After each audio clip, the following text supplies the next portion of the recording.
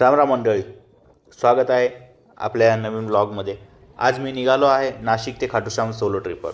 तर या व्हिडिओमध्ये मी तुम्हाला नाशिकपासून तर खाटू श्यामपर्यंत जाण्याची संपूर्ण माहिती देणार आहे। त्यात माझा एक्सपिरियन्सही मी तुम्हाला सांगणार आहे। आणि ही ट्रिप म्हणजे बजेट ट्रिप आहे। हिच्यामध्ये कमी खर्चामध्ये ही ट्रिप आपण कशी करू शकतो हे पाहणार आहोत। सर्वप्रथम म्हणजे तुम्ही ज्या लोकेशनवर आहात तिथून तुम्ही मुंबई म्हणजे दादरच यायचं आहे। त्यानंतरून तुम्ही मुंबई सेंट्रलला यायचं आहे। पण माझ्याकडे वेळ होता त्यामुळे मी मरीन ड्राईव्हला फिरायला आलो। त्यानंतर इथे सनसेट बघण्यासाठी मोठ्या प्रमाणावर लोकांची गर्दी झालेली होती। तर आपण यामध्ये फोटो शूट केला, म्हणजे सनसेटचा शूट केला। तर तुम्ही तो पाहताच आहात। तर तुम्हाला कसा वाटला हा सनसेटचा व्हिडिओ नक्कीच कमेंटमध्ये सांगा। यानंतर आपण मुंबई सेंट्रलला पोहोचलो। मुंबई सेंट्रलला आल्यानंतर इथे आपल्याला आपली ट्रेन म्हणजे जयपूरला जाण्यासाठी लागलेली होती। पहिल्यांदाच आपण सोलो ट्रिप करणार आहे, म्हणजेच पहिल्यांदाच मी एकटा प्रवास करणार आहे।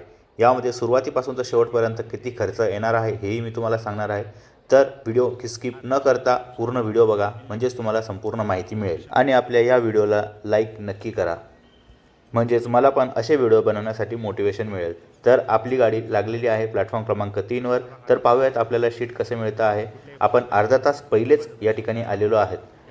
ही आहे आपली मुंबई जयपूर ट्रेन आणि या ठिकाणी आपल्याला सीट भेटली आहे। मुंबई जयपूर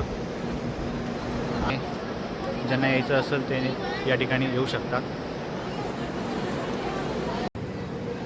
सो तुम्हाला आतमध्ये ट्रेन दाखवतो। ही बघा, ही ट्रेन आहे, पूर्ण साफसफाई, इथे जागा पूर्णपणे मोकळी आहे।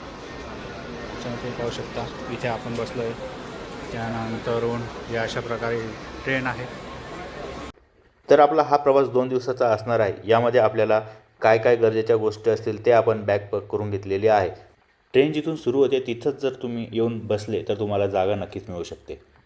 रात्रभर प्रवास केल्यानंतर सकाळी आपण जयपूरमध्ये एंट्री केली आणि सकाळी सकाळी आपण हा व्हिडिओ काढला। त्यानंतर आपण पोहोचलो स्टेशनवर, म्हणजेच जयपूर स्टेशनला। सकाळची वेळ असल्यामुळे इथे सकाळी सकाळी थंडी ही वाजतच होती। त्यानंतर आपण स्टेशनच्या बाहेर आलो।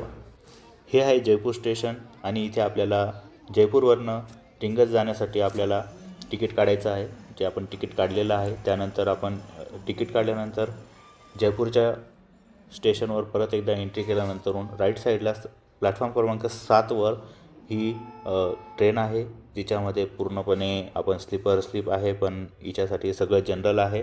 आणि निघालो आहे रिंगस स्टेशनवर। आणि पाहू शकता ही ट्रेनही फार स्वच्छ आहे। त्यानंतर आपण पोहोचलो रिंगस स्टेशनवर। रिंगस स्टेशनच्या बाहेर आल्यानंतर थोड्यात पुढच्या अंतरावर टॅक्सी किंवा रिक्षा तुम्हाला मिळून जाईल खाटू श्याम जाण्यासाठी। खाटू श्याम पोहोचल्यानंतर इथे तुम्हाला राहण्याची किंवा खाण्याची सोय इथं तुम्हाला रिजनेबल रेटमध्ये होऊन जाईल। जसं तुम्हाला योग्य वाटेल त्या हिशोबाने तुम्ही इथे घेऊ शकतात। त्यानंतर इथे तुम्ही प्रसाद घ्या आणि प्रसाद घेऊन तुम्ही खाटू श्यामच्या दर्शनासाठी लाईनीत लागून जा। इथे आल्यानंतर सर्वात महत्त्वाचं म्हणजे खाटू श्यामसाठी इथे 2 ते 3 लाईनी आहेत। आणि जे राईट साईडला ज्या लाईनी आहेत त्या ज्या आहेत थोड्याशा समोरच्या बाजूनी तुम्ही दर्शन घेऊ शकता, आणि लेफ्ट साईडच्या ज्या लाईनी आहेत तिथे तुम्ही थोडं जवळून दर्शन घेऊ शकता। इथे आल्यानंतर तुम्ही फोटो काढण्यासाठी फक्त मनाई आहे, पण तरीही तुम्ही इथं फोटो आणि व्हिडिओज काढू शकतात, पण ते स्वतःच्या रिस्कवर। तरी इथे काही घाबरण्याचं कारण नाही। खाटू श्याम बाबाचं दर्शन झाल्यानंतर आपण इथून बाहेर पडलो आणि बाहेर पडल्यानंतर पहिले जेवणाची व्यवस्था केली। जेवण संध्याकाळच्या वेळेला सालासर बालाजीचा जाऊयात, म्हणजेच आपलं आज रात्रीमध्येच आपण तिथं पोहोचून दर्शन सकाळी उठल्यावर घेऊयात।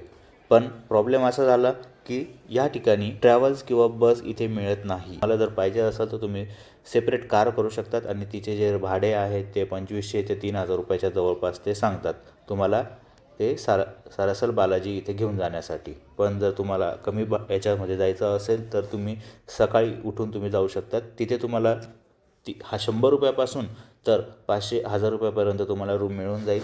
तर या ठिकाणी तुम्ही रूम घ्या आणि रूम घेऊन रात्रभर आराम करा आणि सकाळी उठून सालासर बालाजीला तुम्ही जाऊ शकतात। आणि सालासर बालाजीला जाण्यासाठी 150 रुपयाच्या जवळपास तुम्हाला तिकीट लागेल। त्यानंतर तुम्ही तिथे जाऊन दर्शन घेऊ शकता। दर्शनासाठी जाताना तुम्हाला तिथे खूप मोठ्या प्रमाणावर दुकानं दिसतील आणि तिथे तुम्ही तुमच्या भक्तीप्रमाणे तुम्हाला जे हवं असेल ते तुम्ही घेऊ शकतात आणि त्यानंतर तुम्ही दर्शनासाठी जाऊ शकता. इथे गेल्यानंतर तुम्हाला दर्शनासाठी लाईन लावावं लागते मध्ये गेल्यानंतरून. तेही फार सोपं आहे. आणि महत्त्वाचं म्हणजे अजून एक तुम्हाला याच्यासाठी टीप आहे. मंदिरासमोर आल्यानंतरून तुम्ही राईट साईडच्या लाईनीत उभं न राहता लेफ्ट साईडच्या लाईनीत उभं राहा, म्हणजेच तुम्हाला जवळून दर्शन होईल. कारण की इथे आल्यानंतर कळत नाही की आपल्याला कोणत्या लाईनीत उभं राहिलं पाहिजे आणि कुठून आपल्याला चांगल्या पद्धतीने दर्शन होईल. तर हे सगळ्यात महत्त्वाचं आहे.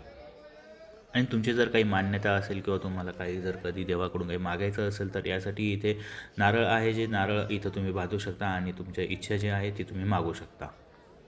त्यानंतर बाहेर आल्यानंतर तुम्ही इथे फोटो सेशन पण करू शकता. बाहेर मुख्यद्वार आहे, तिथे तुम्ही फोटो काढू शकतात, व्हिडिओज काढू शकतात. त्यानंतर परत बसस्टँडवर यायचं आहे आणि इथून तुम्हाला जिथं जायचं आहे तिथे तुम्ही जाऊ शकतात. म्हणजेच तुम्हाला जर कधी अजून पुढे जायचं असेल कोणत्या देवस्थानात तुम्ही जाऊ शकता. आणि अदरवाईज तुम्हाला जर कधी जयपूरला यायचं असेल तर तुम्हाला परत जयपूरला यायचं आहे.